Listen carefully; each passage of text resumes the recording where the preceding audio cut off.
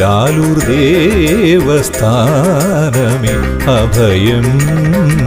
കരിനീലിയമ്മേ ശരണം, കരിങ്കുട്ടി സ്വാമി ശരണം, വിഷ്ണുമായ സ്വാമി ശരണം, ലാലൂർ ദേവസ്ഥാനമേ അഭയം. നമസ്കാരം, ലാലൂർ ദേവസ്ഥാനാണ്. ഇന്നും ഒരു ചോദ്യത്തിനുള്ള മറുപടി ആയിട്ട് തന്നെയാണ്. ഒരുപാട് പേര് ചോദിക്കുന്ന ചോദ്യമാണെങ്കിൽ പോലും ഇതിന് മറുപടി പറയാതിരിക്കാൻ പറ്റില്ല. അതിൻ്റെ കൂടെ താഴെ 2 വാക്കുകൾ അത് ഭയങ്കര സ്ട്രൈക്കായി. അതായത് സ്വാമീനെ വിളിച്ചാൽ കിട്ടുന്നില്ലല്ലോ, ഫോൺ വിളിച്ചാൽ കിട്ടുന്നില്ല, നേരിട്ടൊന്ന് സംസാരിക്കണം എന്നുണ്ടായിരുന്നു.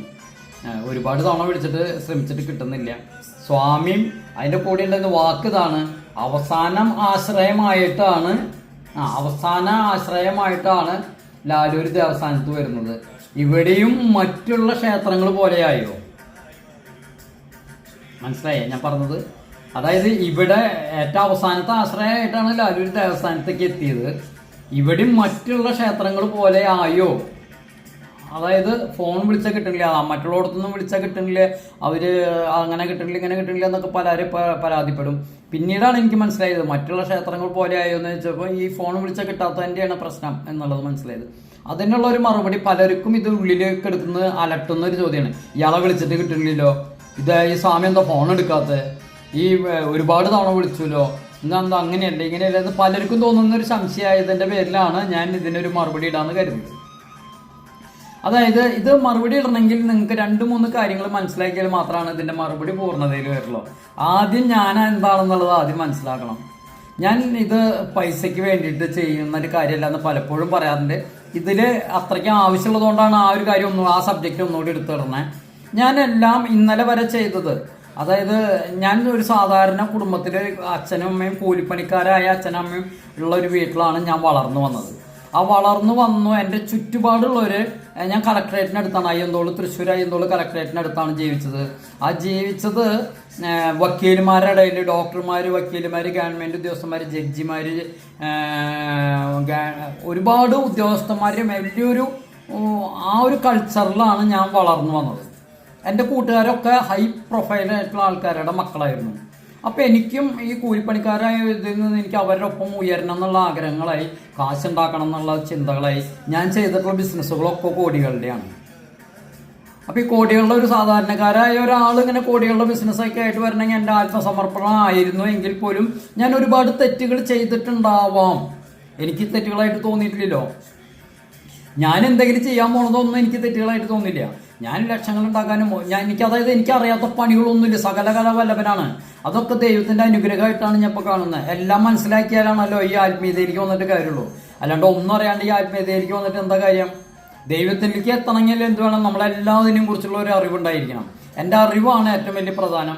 ഞാൻ ഈ അറിവ് എൻ്റെ കഷ്ടപ്പെട്ട് പരിശ്രമം കൊണ്ട് നേടിയതാണ്. ഞാൻ ഒരുപാട് ബുക്കുകൾ വായിച്ചിരുന്നു ചെറുപ്പത്തിലെ. ആ ബുക്കുകളിൽ നിന്നുള്ള അറിവുകളും എൻ്റെ ഈ അറിവുകൾ 2 അറിവുകളുണ്ട് നമുക്ക് മനുഷ്യരായ. നല്ല അറിവുണ്ട്, ചീത്ത അറിവുണ്ട്.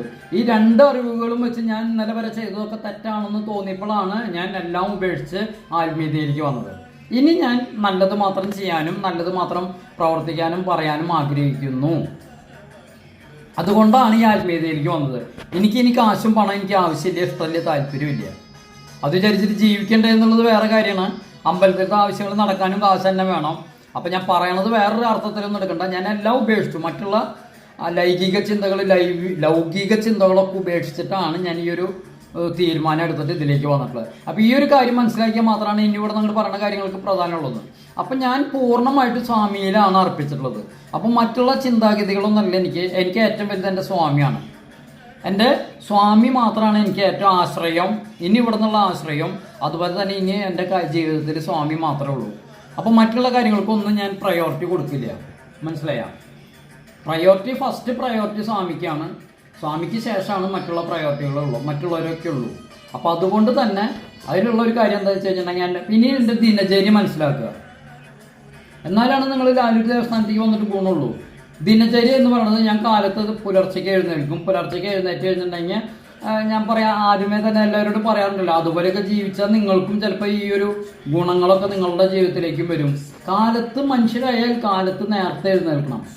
ബ്രാഹ്മമുഹൂർത്തത്തിൽ എഴുന്നേൽക്കുമ്പോൾ അതിനുള്ള ഗുണങ്ങളുണ്ട്. നിങ്ങൾക്ക് പണി തൊഴിലും എന്തൊക്കെ ഉണ്ടായാലും ആ ബ്രാഹ്മമുഹൂർത്തത്തിൽ നിത്യം എഴുന്നേറ്റ് നിങ്ങളൊന്നും ചെയ്തില്ലെങ്കിലും അതിനൊരു ഐശ്വര്യം വേറെ ഉണ്ടായിരിക്കും. അപ്പോൾ ബ്രാഹ്മമുഹൂർത്തത്തിൽ നമ്മൾ എഴുന്നേറ്റ് കഴിഞ്ഞാൽ ആദ്യം കിടക്കപ്പായയിൽ കിടന്നിട്ട് എഴുന്നേൽക്കുന്നത് തന്നെ കേശവായ നമഃ എന്ന് പറഞ്ഞിട്ടാണ് നമ്മൾ എഴുന്നേൽക്കുന്നത്.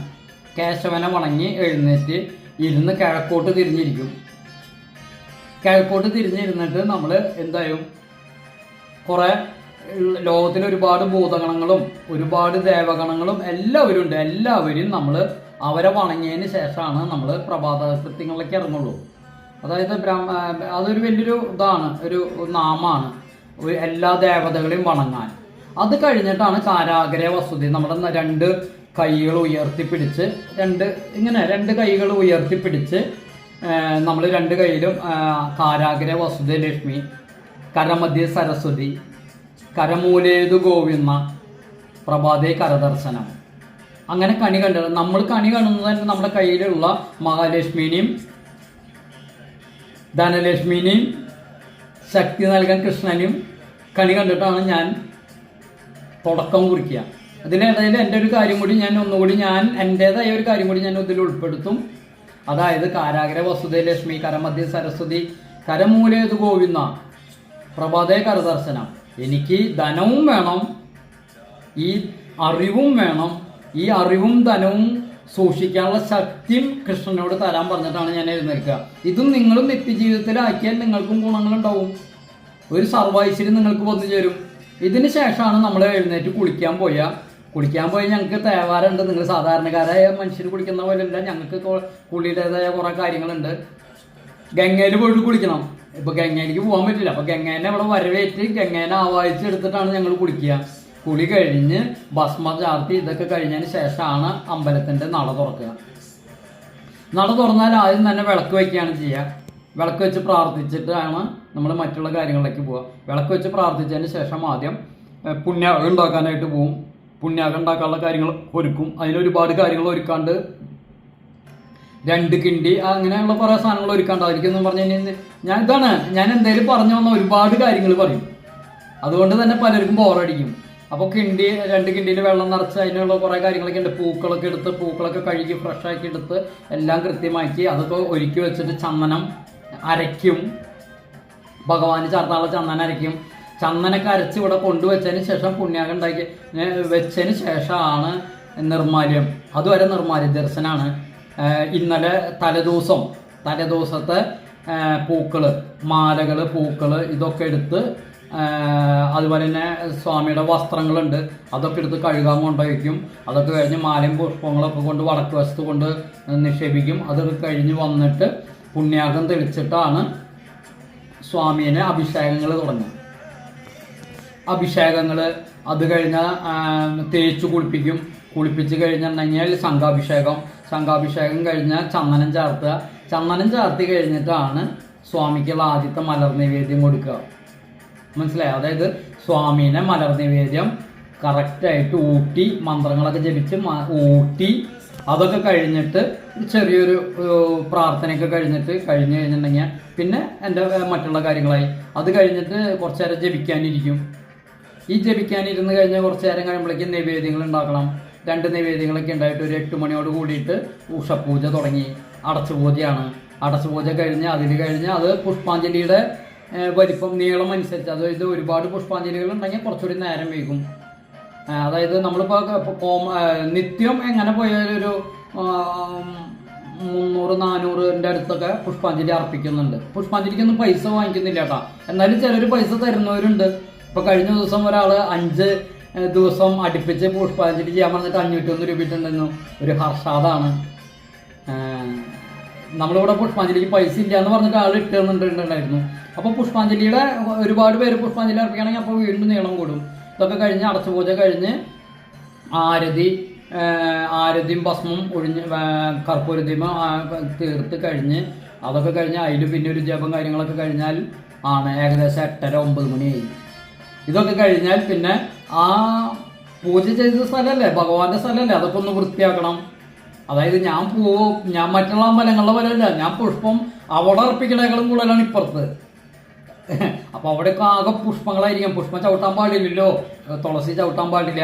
അപ്പോൾ അതൊക്കെ വൃത്തിയാക്കി കൃത്യമായിട്ട് കാര്യങ്ങളൊക്കെ ഒതുക്കി വെച്ച് ആ ഭസ്മത്തട്ട്, അതുപോലെ തന്നെ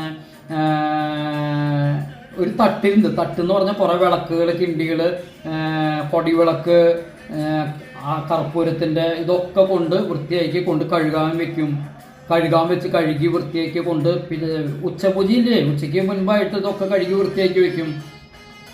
നെയ്യൊക്കെ എണ്ണ നിറയ്ക്കുകയാണെങ്കിൽ എണ്ണ നിറയ്ക്കാൻ തിരികളൊക്കെ മാറ്റി കൃത്യമായിട്ട് എല്ലാം വെച്ചതിന് ശേഷമാണ്. അപ്പോൾ തന്നെ ഏകദേശം 9:30 കഴിഞ്ഞ് കഴിഞ്ഞിട്ടുണ്ടെങ്കിൽ ഞാൻ ഇവിടേക്ക് ഒന്ന് ഇതിപ്പോൾ ഇരിക്കണോടത്തേക്ക് ഇരിക്കുമ്പോഴേക്കും പണ്ട് അങ്ങനെ ആയിരുന്നില്ല. ഇപ്പോൾ ആരെങ്കിലും ഇതിപ്പോൾ ഇന്നത്തെ ഒരാളവിടെ വന്ന് വെയിറ്റ് ചെയ്ത് നിൽക്കുന്നുണ്ട്. അത് ഞാൻ പറഞ്ഞേ, ഞാൻ 2 മിനിറ്റ് ഇതൊന്ന് വീഡിയോ എടുത്തെന്ന് പറഞ്ഞാൽ അവർ വെയിറ്റ് ചെയ്യാണ്. എല്ലാവരും പഠിച്ചു, വിളിച്ചിട്ട് കിട്ടാനില്ല. ലൊക്കേഷൻ ആണെങ്കിൽ യൂട്യൂബിലുണ്ടായിരിക്കും, അല്ലെങ്കിൽ വാട്സാപ്പിലുണ്ടായിരിക്കും. വിളിച്ചിട്ട് പറയാൻ നിൽക്കില്ല. പറഞ്ഞു കഴിഞ്ഞിട്ടുണ്ടെങ്കിൽ വരണ്ടെന്ന് പറഞ്ഞാലോ എന്ന് വിചാരിച്ചിട്ട് അവർ ചിലപ്പോൾ വന്ന് കാവൽ നിൽക്കുക. പൂജ കഴിയുമ്പോഴേക്കും കാവൽ നിൽക്കുന്നു. അപ്പോൾ ഇനിയിപ്പോൾ ഞാൻ അവരെയാണോ നോക്കുക, മറ്റുള്ള ഫോൺ നോക്കിയിരിക്കുകയാണ് ചെയ്യുക. അപ്പോൾ അവരിതിപ്പോൾ ഞാനിപ്പോൾ ഈ ഒരു വീഡിയോ കഴിയുമ്പോഴേക്കും അവർ വന്നു. അവരുടെ കരച്ചിലും പിടിച്ചിലൊക്കെ ആയിട്ട് അവരെപ്പോഴാണ് പോവുക. ഇത് കഴിയുമ്പോഴേക്കും വേറെ ആരെങ്കിലുമൊക്കെ ഒന്ന് വരും. അപ്പോൾ അവർക്ക് വേണ്ട പ്രതിവിധികളും കാര്യങ്ങളൊക്കെ നോക്കി അവരുടെ ജാതകം മറ്റുള്ള പരിശോധിച്ച് അതിൻ്റെ കാര്യങ്ങളൊക്കെ പറഞ്ഞു വരുമ്പോഴേക്കും സമയമായി. ഇതിനിടയിൽ വല്ലവർക്കൊക്കെ വാട്സാപ്പിൽ ഇങ്ങനെ കുറേ വാട്സാപ്പുകളുണ്ടല്ലോ, ഇതൊക്കെ കഴിഞ്ഞിട്ടാണ് ഞാൻ വാട്സാപ്പിലൊന്നും ഇരിക്കുക. എല്ലാവർക്കും മറുപടി കൊടുക്കും. ഒരാളെ പോലും ഒഴിവാക്കില്ല. എല്ലാവർക്കും മറുപടിയൊക്കെ കൊടുത്തതിന് ശേഷം അപ്പോഴേക്കും എന്തായി, തൃശ്ശൂർ പോകണം. ഇന്നത്തെ കാര്യം തന്നെ പറയുകയാണെങ്കിൽ ഇന്ന് വെണ്ണ കഴിഞ്ഞിട്ടുണ്ട്, വെണ്ണ വാങ്ങിക്കണം. വെണ്ണ വാങ്ങിച്ചാൽ മാത്രം പോരെ, വെണ്ണ വാങ്ങിച്ചു കൊണ്ടിട്ട് ഉരുക്കണം. നെയ്യ് 100 രൂപയ്ക്ക് അല്ല 1000 രൂപ നെയ്യ് കിട്ടാണ്ടെന്ന് ഞാനത് ചെയ്യില്ല. ഞാൻ നല്ല വെണ്ണ വാങ്ങിയിട്ടുണ്ട്. അതൊക്കെ ഞാൻ പറഞ്ഞിട്ടുണ്ട്, ഇനി ബോറടിപ്പിക്കില്ല. അത് വാങ്ങിക്കണം. ഇന്ന് ശർക്കര കഴിഞ്ഞിട്ട് ഇപ്പോൾ മാർക്കറ്റിൽ പോയിട്ട് ശർക്കര എടുക്കണം. ഇന്ന് കലശമുള്ള ദിവസം കൂടിയാണ്. കലശത്തിനുള്ള കരിക്ക് വാങ്ങിക്കണം, മദ്യം വാങ്ങിക്കണം, ഫ്രൂട്ട്സ് വാങ്ങിക്കണം, കദളിപ്പഴം വാങ്ങിക്കണം. അങ്ങനെ ഒരുപാട് കാര്യങ്ങളുണ്ട്. ഇതിനൊക്കെ ആയിട്ട് ടൗണിൽ പോകണം. ടൗണിൽ പോയി വന്നാൽ പൂ വാങ്ങിക്കണം. പൂ വാങ്ങിച്ചു കൊണ്ടുവന്നാൽ അത് മാല കെട്ടണം, നാളെ കാലത്ത് അണിയിക്കാനുള്ളത്. ഇതൊക്കെ കഴിഞ്ഞ് വരുമ്പോഴേക്കും അടുത്ത പൂജ കഴിഞ്ഞ് ഇതാകുമ്പോഴേക്കും വിളക്കൊക്കെ കഴുകി വൃത്തിയാക്കണം. കഴുകി വൃത്തിയാക്കി കുറച്ച് നേരം ജപിക്കണം. ജപം കഴിഞ്ഞ് കഴുകിയൊക്കെ വൃത്തിയാക്കി കംപ്ലീറ്റ് നാളത്തേക്കുള്ള തിരി ഇന്നിട്ട് വെക്കണം. പുലർച്ചെ വരുമ്പോൾ തിരി ഇട്ടിട്ട് കത്തിക്കാൻ പറ്റില്ലോ. അപ്പോൾ തിരികളൊക്കെ കഴുകി വൃത്തിയാക്കി തുടച്ച് വൃത്തിയാക്കി എണ്ണയൊക്കെ നിറച്ച് തിരികളൊക്കെ ഇട്ട് വെച്ച് എല്ലാം കഴിഞ്ഞ് അവിടെ തുടച്ച് വൃത്തിയാക്കണം. പൂജയൊക്കെ കഴിഞ്ഞ സ്ഥലമല്ലേ, പൂക്കൾ ചുറ്റുപാടുള്ള കാര്യങ്ങളൊക്കെ വൃത്തിയാക്കി എല്ലാം അടിച്ചു വാരി വൃത്തിയാക്കി തുടച്ച് ഇതൊക്കെ ഞാൻ തന്നെയാണ്, ഒറ്റയ്ക്കാണ് ചെയ്യുക. ഒരാൾ സഹായികളില്ല. ഇതൊക്കെ കഴിഞ്ഞ് ഇറങ്ങുമ്പോൾ സമയം എത്രയായി? 9:30 കഴിയുമ്പോഴേക്കും കുറച്ച് പേർക്കൊക്കെ അപ്പോഴേക്കും കുറേ പേർക്കൊക്കെ ചോദ്യങ്ങളുണ്ടാവും. ആ ചോദ്യങ്ങൾക്കൊക്കെ മറുപടി പറഞ്ഞു. അത് കഴിഞ്ഞിട്ട് നാളെ കാലത്ത് കണി കാണാൻ, നിങ്ങളൊക്കെ കണി കാണുന്ന വാട്സാപ്പിൽ അല്ലെങ്കിൽ ഫേസ്ബുക്കിലൊക്കെ കണി കാണുമെന്നാണ് പലരും പറയണത്. അതുകൊണ്ടാണ് അങ്ങനെ പറഞ്ഞത്. കണി കാണാനായിട്ട് സ്വാമിയുടെ പാട്ടും ഇന്നത്തെ ദിവസം ഇന്നത്തെ കാര്യങ്ങളെക്കുറിച്ച് ഓർമ്മപ്പെടുത്തുന്ന ഒരു വീഡിയോ എഡിറ്റ് ചെയ്തിടണം. ഇത് ഞാൻ തന്നെയാണ് ചെയ്യേണ്ടത്. ഇതൊക്കെ ചെയ്ത് ഇട്ട് കാലത്തേക്ക് ഇടാനുള്ള കാര്യങ്ങളൊക്കെ ചെയ്ത് വെച്ചിട്ട് വേണം എനിക്ക് കുറച്ച് നേരം ഉറങ്ങാൻ പറ്റുമോ?